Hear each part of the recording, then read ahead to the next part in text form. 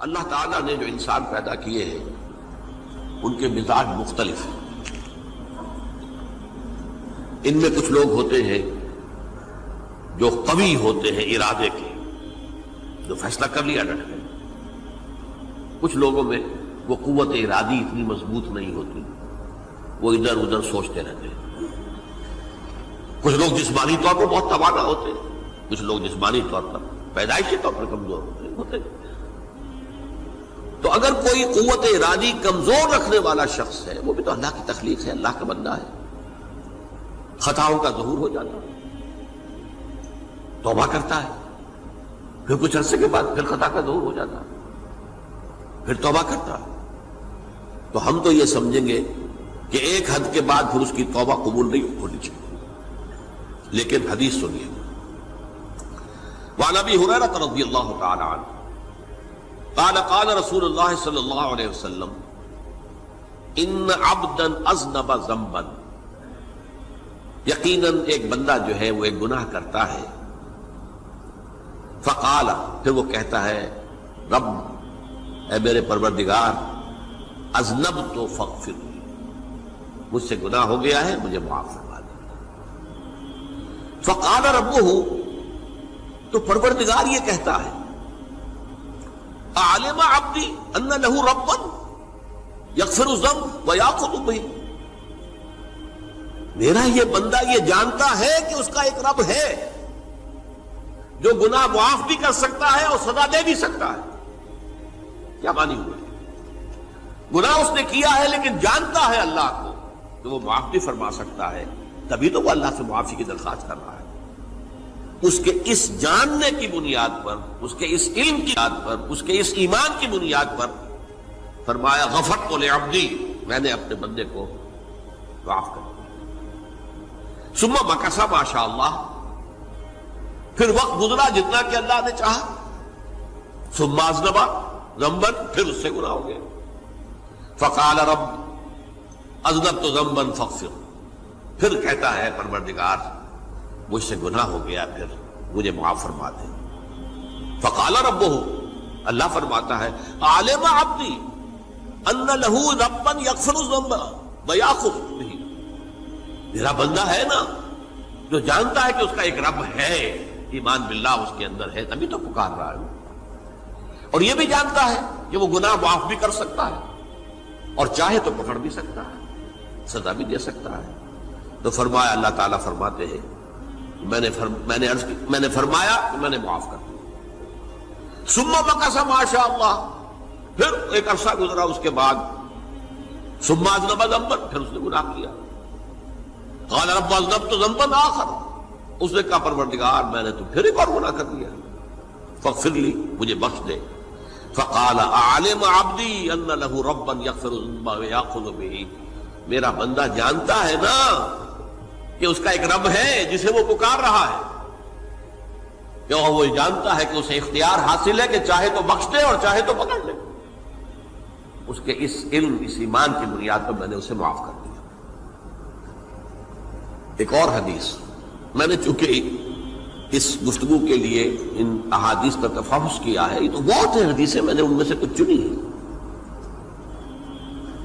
ہمارے بعض واعظ ناصح وہ بھی کسی شخص کو روکتے رہے، برائیوں سے روکتے رہے، نہیں رکتا،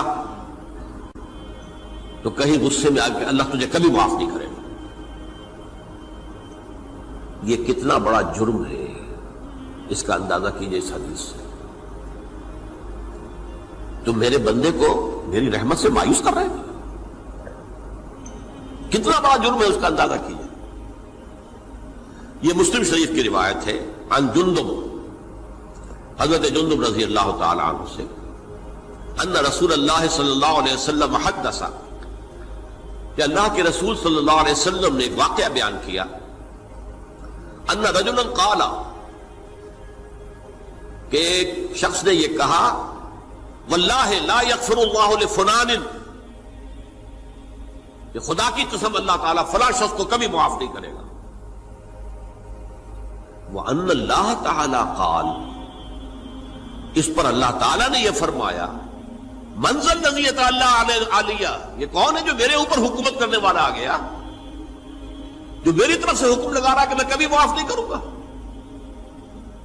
منزل الذی، کون ہے وہ شخص، الذی یتعالی علیہ انی لا اغفر لفلان، کہ میں فلاں شخص کو کبھی معاف نہیں کروں گا، قد غفرت لفلان، اس کو تو میں نے معاف کر دیا، واحبطت عملہ، اس شخص کے تمام اعمال میں نے ضائع کر دیے کہ تم نے میرے بندے کو مایوس کیا۔ یہ ہے جرم کی انکار۔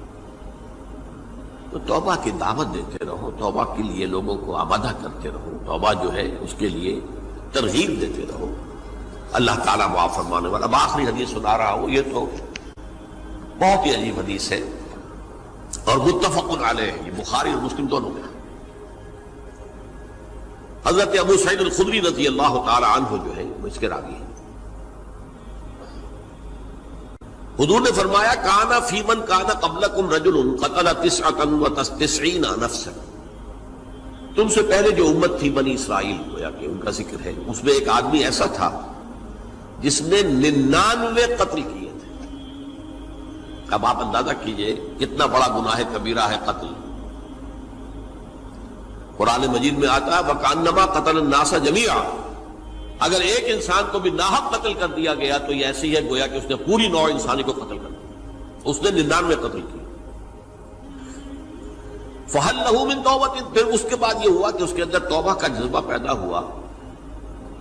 فَسَأَلَ عَنْ أَعْلَمِ أَهْلِ الْأَرْضِ، تو اس نے پھر سوال کیا، لوگوں سے پوچھا کہ زمین میں رہنے والوں میں کون سب سے بڑا عالم ہے۔ فَدُلَّ عَلَى رَاهِبٍ، تو اسے بتایا گیا فلاں راہب فلاں جگہ پر ہے، وہ بہت نیک ہے، بڑا عالم ہے۔ فَأَتَاهُ، وہ اس کے پاس آیا، فَقَالَ أَنَّهُ قَتَلَ 99 نَفْسًا فَهَلْ لَهُ مِن تَوْبَةٍ، انہوں نے کہا دیکھیے راہب صاحب، میں نے 99 انسان قتل کیے، اب مجھے یہ بتائیے کہ میرے لیے توبہ کا کوئی امکان ہے؟ فَقَالَ لَا، انہوں نے کہا نہیں۔ فَقَتَلَهُ، اس نے اس کو بھی قتل کر دیا۔ فَكَمَّلَ بِهِ 100، اپنی سینچری مکمل کر لی، مطلب 99 کے بعد ایک ہی کسر تھی، اس کو بھی قتل کیا، 100 پورے کر لیا۔ ثُمَّ سَأَلَ عَنْ عَالِمِ أَهْلِ الْأَرْضِ، پھر اس نے پوچھا کوئی اور، کوئی بڑے عالم انسان ہو۔ فَدُلَّ عَلَى رَجُلٍ عَالِمٍ، پھر اس کی رہنمائی کی گئی ایک بڑے عالم شخص کی طرف۔ فَقَالَ إِنَّهُ قَتَلَ 100 نَفْسٍ، تو اس نے وہاں جا کر کہا کہ میں 100 انسان ہلاک کر چکا ہوں، قتل کر چکا ہوں۔ فَهَلْ لَهُ مِن تَوْبَةٍ، میرے لیے توبہ کا کوئی امکان ہے؟ فَقَالَ نَعَمْ، کہا کیوں نہیں، 100 قتل کیے تب بھی کیا ہے، توبہ کا راستہ دروازہ کھلا ہوا، مَا لَمْ يُغَرْغِرْ، جب تک کہ وہ گھنگرو نہیں بج رہا، اس وقت تک تمہارے توبہ کا دروازہ کھلا ہوا ہے۔ فرمایا نعم، وَمَن يَحُولُ بَيْنَهُ وَبَيْنَ التَّوْبَةِ، تمہاری توبہ کے درمیان اور تمہارے درمیان کون حائل ہو سکتا ہے، توبہ کا دروازہ کھلا ہے۔ لیکن ساتھ ہی کہا انطلق الی ارض کذا و کذا، اب تم ایسے کرو جہاں تم رہتے ہو وہاں نہ جاؤ واپس، وہاں کا ماحول اچھا نہیں ہے، معاشرہ اچھا نہیں ہے، ہو سکتا ہے کہ تم توبہ پر قائم نہ رہ سکو، تم فلاں جگہ چلے جاؤ، وہاں اچھے لوگ آباد ہیں، ان میں جا کر رہو۔ فإن بها اناس یعبدون اللہ تعالی، وہاں ایسے لوگ آباد ہیں جو اللہ کی بندگی کرتے ہیں۔ فاعبد اللہ معہم، تو تم ان کے ساتھ مل کر اللہ کی بندگی اور پرستش کرو۔ ولا ترجع الی ارضک، اپنی زمین کی طرف اپنے وطن میں واپس بن جاؤ۔ فإنها ارض سوء، وہ بری جگہ ہے۔ فانطلقا، تو وہ چل پڑا، ہجرت کر رہا ہے، اس جگہ جا رہا ہے جہاں کا راہب نے بتایا تھا۔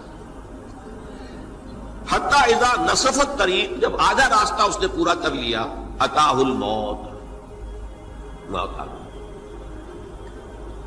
فاختصمت فیہ ملائکۃ الرحمت و ملائکۃ العذاب، اب وہ جہنم کے فرشتے بھی آ گئے اس کی جان قبض کرنے کو، اور جنت کے بھی آ گئے۔ فقالت ملائکۃ الرحمہ، رحمت والے جو فرشتے ہیں جنت والے، انہوں نے کہا جا تائبا مقبلا بقلبہ للہ تعالی، یہ شخص توبہ کر کے اللہ تعالیٰ کی طرف ہجرت کر رہا تھا، اس لیے اس کی نیت کی بنیاد پر اب یہ جنتی ہے، لہذا اس کی روح ہم قبض کریں۔